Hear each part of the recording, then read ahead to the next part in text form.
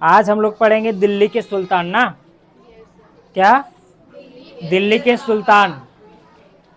देखिए इधर बोल रहा है कि भारत एक विशाल वाला देश है कि नहीं, और इसके जो है विभिन्न अलग अलग राजवंशों ने, और यहाँ पे भारत में अलग अलग राजवंशों ने अपना शासन किया कि नहीं। आप लोग को भी पहले भी इसके बारे में आप लोग को डिस्कस किए थे ना, कि भारत जो है एक विशाल वाला राज्य है, देश है, और यहाँ पे क्या कि आज से नहीं हजारों साल पहले अगर इतिहास उठा के देखें तो बहुत सारे राजवंशों ने अलग अलग तरीके से अलग अलग जगहों पर शासन किया। क्या पढ़े थे कि नहीं?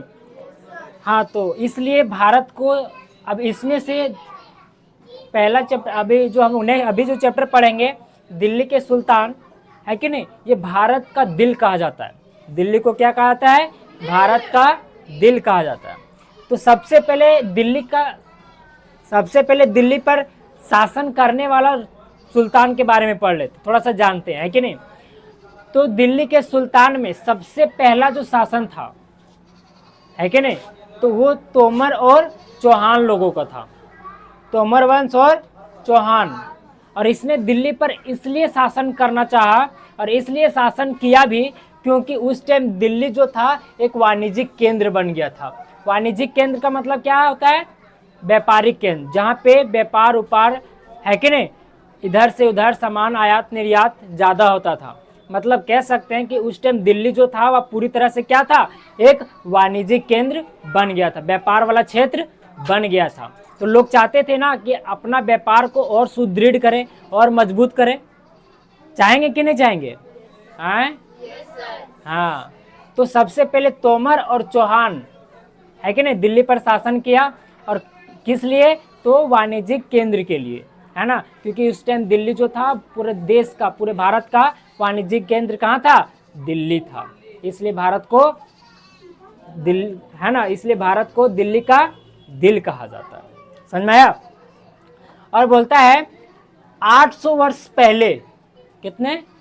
800 वर्ष पहले तुर्क लोगों ने यहाँ पे शासन किया था। कौन सा वंश? तुर्क वंश। करीब 800 वर्ष पहले की बात बता रहे हैं। दिल्ली मतलब कि ये शुरू होने से पहले 1206 से 1526, इससे शुरू होने से 800 वर्ष पहले दिल्ली पर जो शासन करने वाले वंश था वह कौन था?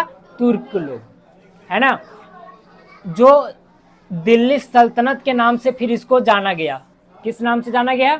दिल्ली सल्तनत के नाम से। कौन सा नाम से? दिल्ली सल्तनत के नाम से। और फिर जब इनका खत्म होता है कार्यकाल तो शुरू होता है नए राजवंशों का। 1206 से 1526, करीब लगभग 320 वर्षों तक इन 5 वंश, 1206 से लेके 1526 तक टोटल 5 राजवंशों ने शासन किया दिल्ली पर। कितने? 5 राजवंशों ने। लगभग कितने सालों तक? लगभग 320 वर्षों तक। समझ में आ रहा है बात को?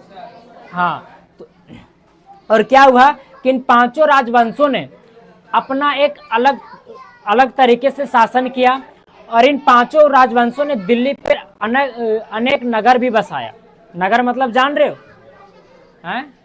नगर मतलब जैसे एक तरह से कह सकते हैं शहर गांव, हम लोग अपना भाषा में, तो उस तरह से इन 5 राजवंशों ने दिल्ली पर लगभग 5 मतलब बहुत सारे नगर बसाए। तो जिसमें से जो मेन जो नगर था वो नगर का नाम था दिल्ली ए कुहना, फिर दूसरा था सिरी, तीसरा था जहांपना। क्या क्या नाम था जी? दिल्ली ए कुहना, सिरी और जहांपना। आया बात समझ में? किन्हीं को कोई दिक्कत है यहाँ तक? हाँ, और बोलता है कि दिल्ली सुल्तान के बारे में और हमको जानकारी कहाँ से मिल सकता है? तो हम लोग साहित्यिक स्रोत के माध्यम से हम जान सकते हैं कि दिल्ली में क्या हुआ था, क्या नहीं हुआ था, है कि नहीं। तो अभिलेख में जाकर के हम लोग दिल्ली के सुल्तान के बारे में और जान सकते हैं, है कि नहीं। सिक्के के माध्यम से जान सकते हैं, क्या नहीं जान सकते हैं? पुरातात्विक स्रोत और साहित्यिक स्रोत को देखेंगे तो हम लोग को समझ में आएगा कि दिल्ली सुल्तान या दिल्ली सल्तनत के बारे में और अधिक जानकारियाँ क्या क्या है उसमें। समझ में आया?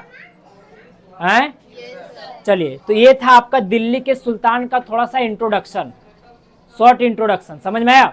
अब हम लोग पढ़ेंगे 1206 से 1526 तक 5 राजवंश कौन कौन था, है कि नहीं। और ये पांचों राजवंशों के बारे में पूरा विस्तार से जानेंगे, तभी तो समझ में आएगा ना कि हमारे दिल्ली में कितने राजवंश किस तरह से अपना हुकूमत जमाया, कैसे सत्ता जमाया, कैसे अपने आप को काबिल बनाया, कैसे आगे बढ़ा, है कि नहीं। तभी तो हम लोग को समझ में आएगा। इसमें से किन्हीं को कोई दिक्कत? पक्का? इनको अगर आप लोग नोट डाउन करेंगे कॉपी में तो लिख लीजिए, पॉइंट्स में काम आता है सब, शॉर्ट में। समझ में आ गया? अभी फिर बताएंगे 1206 से 1526 तक, तब तक इसको लिखिए।